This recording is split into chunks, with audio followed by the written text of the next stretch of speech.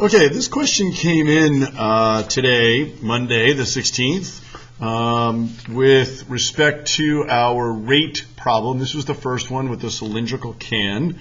A couple of questions came in, so I'm going to post a full explanation.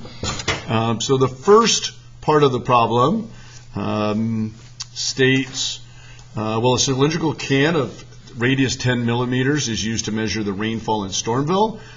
It starts out empty and rain enters the can during a 60-day period. They give you the height of the water, or the function rather, that represents the height of the water is S of t, and it is changing at the rate of S prime, which has the sine function. According to the model, what is the height of the water at the can at the end of the 60-day period? So remember, one of our conversations was that the integral is an accumulator. And so this is our rate of change. And if we take the integral of that during the time period from 0 to 60, again, we're using our graphing calculator for this one, we get 171.813 millimeters as the height of the water. Part B asks us for the average rate of change. And I look at this, when I see average rate of change, very similar to average velocity, right? That's a rate of change. And recall that average velocity is change in position divided by change in time. And if we had a velocity function, right, if we took the integral from a to b of v of t dt, right, antiderivative would be position from a to b. So there is your change in position, and then you'd have divided by change in time for your average, 1 over b minus a. So here, from 0 to 60, right, we already have s of 60 minus s of 0, and then over 60 minus 0. So we would end up with the 2.8635 millimeters per day. And then in part C, it says, assuming no evaporation, at what rate is the volume of water in the can changing at time t equals 7? So we have a cylinder, right? So picture that cylinder, right? The volume is the area of the base, pi r squared, times the height. So we have our volume formula, but the height is given as S of t, and now we're finding the rate of change. Now R, we can substitute the 10 here for R, because this is, by the time we get to t equals 7, the whole base is covered, so we don't have to worry about that changing. That is going to be a constant.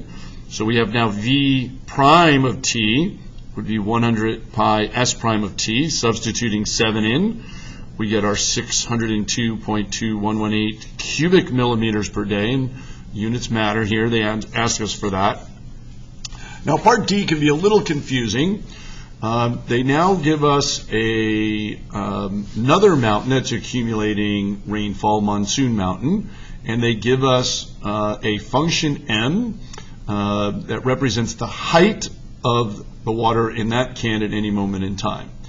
And they say let d of t equal, where do I have that down here? Oh, here it is. D of t equals m prime minus s prime. And it says apply the intermediate value theorem on the interval from 0 to 60 to show that there must exist a time where the height of the water are changing at the same rate.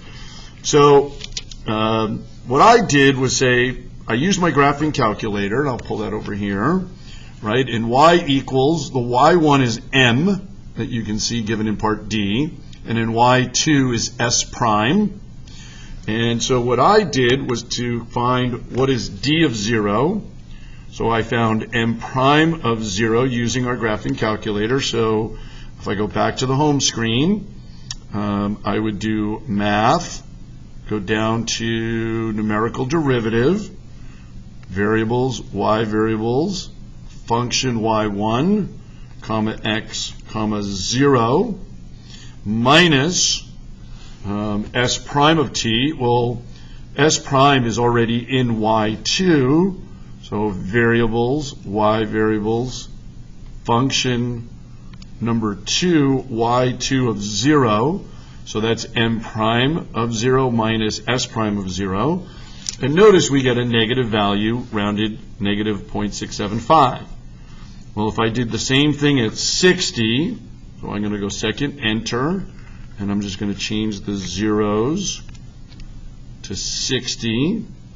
Second, insert parentheses. It's minus, it's not working, so I'm just going to go variables, y variables function y2 of 60. Notice I end up with a positive value. Now, going to the intermediate value theorem, because d of t is continuous, and if I set d of t equal to 0, right, we would get s prime of t equals n prime of t. Well, so what we're saying is that we're guaranteeing there's a 0 of d of t on the interval from 0 to 60.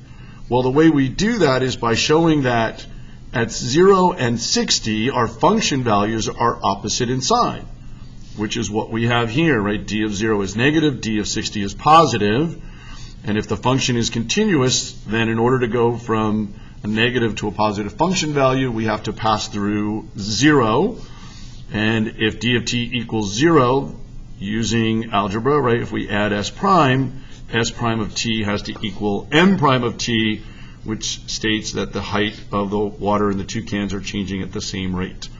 So for those of you who asked about this problem, I hope that helps. I hope you guys are staying safe and washing your hands a lot, and we'll talk soon.